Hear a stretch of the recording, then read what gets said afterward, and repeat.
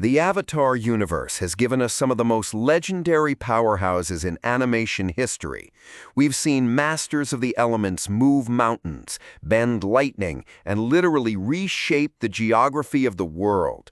But what happens when you take the ultimate master of pacifism and spiritual evasion, Avatar Aang, and pit him against not just one, but a dual-thread nightmare from his own future timeline? We are talking about a full-on, no-holds-barred matchup, Avatar Aang facing off simultaneously against Avatar Korra and her treacherous uncle, the Dark Avatar Unalaq. This isn't your standard one-on-one duel. This is a tactical nightmare. On one side, you have Aang, a prodigy who mastered all four elements at a mere 12 years old, possessed an unbreakable connection to the past lives, and unlocked the ultimate defensive and offensive cheat code, the pristine, uncorrupted Avatar state. On the other side, you have a terrifying family dynamic. Korra, a physical powerhouse who commands the elements with raw, brutal martial arts prowess, paired with Unalaq, a spiritual fanatic who fused with Vatu, the primordial spirit of darkness and chaos. Think about the sheer scale of this battle. It's a clash of eras, a clash of bending philosophies, and a brutal test of raw power versus absolute spiritual harmony. Can Aang's legendary evasion, cosmic connection, and masterful airbending allow him to dance around the combined, relentless assault of a dual-element waterbending powerhouse and a dark entity? Or will the overwhelming physical aggression of Korra, combined with the dark, manipulative spiritual corruption of Unalaq, drag the last airbender down into the abyss? In this video, we are breaking down every single metric that matters. We are looking at raw bending power, combat strategy, physical durability, spiritual mastery, and the ultimate wild card, the Avatar state versus the Dark Avatar state. We'll analyze how their fighting styles interact, examine the deep tactical advantages of a two-on-one dynamic, and simulate exactly how this legendary war would play out across multiple distinct phases. So hit that subscribe button, turn on notifications, and get ready. Let's dive deep into the ultimate elemental breakdown to see who truly walks out the winner. To understand how this battle functions, we have to look closely at who these fighters are at their absolute peak. We aren't just comparing stats on a page. We are looking at their histories, their psychological mindsets, and the distinct eras of bending they represent. Avatar Aang, the cosmic pacifist. Aang is a unique anomaly among avatars. Raised by the air nomads, his entire foundation is built on the concept of detachment, flexibility, and treating life as sacred. He doesn't look to overpower his opponents. He looks to outlast them, outmaneuver them, and find a peaceful resolution. But do not mistake his peaceful nature for weakness. Aang is a generational genius. He mastered airbending faster than almost any nomad before him, inventing the air scooter and earning his master tattoos as a child. When forced to fight, his agility is unparalleled. He moves like the wind, literally. He can run faster than the eye can track, glide effortlessly through the air, and redirect the kinetic energy of his opponents against them. At his peak, towards the end of the 100-Year War and into his young adulthood, Aang synthesized the lessons of his mentor. He learned earthbending from Toph Beifong, adopting the neutral Jing philosophy of wait and listen. He learned firebending from Zuko and the Sun Warriors, understanding that fire is energy and life, not just destruction. He learned waterbending from Katara, mastering the fluid art of turning defense into immediate offense. And most importantly, Aang's avatar state is fueled by a clear, unbroken line of 10,000 years of past lives. When his eyes glow, he isn't just Aang. He is Roku, Kyoshi, Karuk, Yangchen, and Wan, all acting with unified, terrifying cosmic authority. Avatar Korra, the relentless force.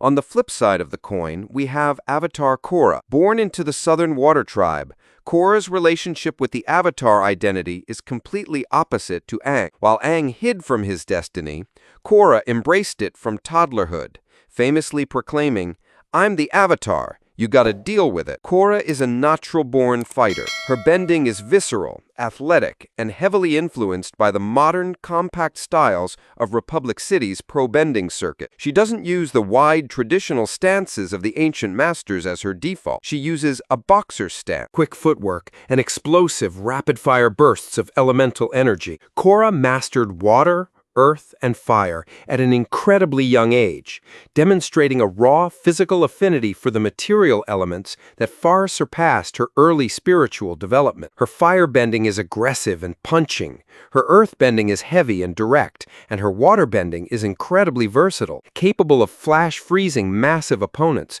or creating colossal tidal waves. When Korra enters the Avatar state, it operates differently than Aang's classic version. Following her battle with Unalaq and harmonic convergence, her connection to her past lives was severed. While she lost the collective tactical knowledge of the previous avatars, her avatar state is powered by a direct, pure fusion with Rava, the spirit of light, at her maximum power.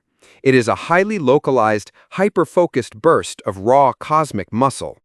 Unalaq, the shadow of chaos. Then we have the wild card of this matchup, Chief Unalaq of the Northern Water Tribe. Unalaq is a master strategist, a deeply knowledgeable spiritual scholar, and a cold, calculating combatant. Unlike typical villains who rely purely on physical might, Unalaq's power comes from his deep, terrifying understanding of the spirit world. Unalaq is one of the most proficient waterbenders to ever live. His style is surgical, precise, and lethal. He doesn't waste energy on flashy movements. He uses slender, razor-sharp whips of water, precise ice spikes, and an incredible ability to redirect water attacks with minimal effort. But his true claim to fame is dark spirit bending, a technique he developed to alter the energy of spirits, turning them from peaceful to chaotic, or vice versa. When Unalaq successfully freed Vatu, the spirit of darkness, during harmonic convergence, he did the unthinkable. He fused with Vatu to become the first and only dark avatar. In this state, Unalaq gains access to terrifying dark energy blasts, a massive boost to his waterbending, and an aura of spiritual corruption designed to destroy the soul of his opponent. He doesn't care about balance, he cares about total spiritual dominion. Now that we are done with the individual personality profile section, the next section is the bending metrics, raw power and versatility. To determine how a clash of this magnitude unfolds, we must pit their individual elemental skill sets against each other. How does Aang's four-element mastery stack up against the combined elemental output of Korra and Unalaq? Number 1. Airbending. The breeze versus the gale. Who wins? Aang is airbending's home turf, his absolute comfort zone. Aang uses airbending not just as a weapon, but as an extension of his body. He can create massive tornadoes, high-pressure air blasts that can shatter solid rock, and air cushions that negate fall damage entirely. His ability to manipulate air currents allows him to sense movements behind his back and dodge attacks without even looking. Korra is no slouch in airbending. She learned from Tenzin, Aang's own son, but her style is fundamentally different. She uses air like a boxer uses a jab. It's punchy, direct, and used to create distance or knock opponents off balance. She doesn't have the deep intrinsic connection to the element that allows Aang to manipulate the atmosphere around a battlefield. Unalaq has zero airbending capability. In this category, Aang holds a massive, undeniable advantage. He can use airbending to control the pace of the fight, isolate his opponents, and evade their most devastating attacks. Number 2. Waterbending. The fluid scholar versus the ocean's fury. Who wins? This is where the tide turns dramatically in favor of the team. Aang is an exceptional waterbender, having trained extensively under Katara. He can create ice armor, ride on water slides, and summon large waves. However, Aang's waterbending tends to be highly defensive and traditional. Korra and Unalaq, however, are both absolute apex waterbenders. Korra's native element is water, and she can manipulate it on a staggering scale, capable of matching the giant mecha suit in Republic City, or freezing entire blockades. Her waterbending is fast, brutal, and highly lethal. Unalaq complements complements her perfectly. His waterbending is smooth, precise, and incredibly fast. He can manipulate massive columns of water with simple hand gestures and turn a single drop into a deadly projectile. When you put Korra and Unalaq together on a battlefield with an abundant water source, their synergy is terrifying. They can create a crossfire of ice spikes, water whips, and tidal waves that can overwhelm even the fastest defensive bender. Aang would find his own water attacks easily hijacked or countered by two superior masters of the same craft. Number 3. Earthbending. Solid defense versus modern metal. Who wins? Aang's earthbending was forged by Toph Beifong, meaning he possesses the ultimate tactical advantage, seismic sense. By standing on solid ground, Aang can feel vibrations through the earth, allowing him to anticipate exactly when and where Korra or Unalaq are going to strike. He can raise massive stone walls, sink opponents into the ground, and compress earth into dense projectiles. Korra's earthbending is highly aggressive, relying on launching massive boulders with explosive kicks and punches. But she possesses a sub-element that Aang never mastered, metal bending. If the battlefield contains any metal structures, armor, or cables, Korra can weaponize them instantly. She can use metal strips to bind Aang's limbs, throw razor-sharp metallic sheets, or alter the environment in ways Aang cannot directly bend. While Aang has the edge in traditional Earth connectivity and defense through seismic awareness, Korra's addition of metal bending and her raw physical power make this element a highly contested battleground. Number 4. Firebending.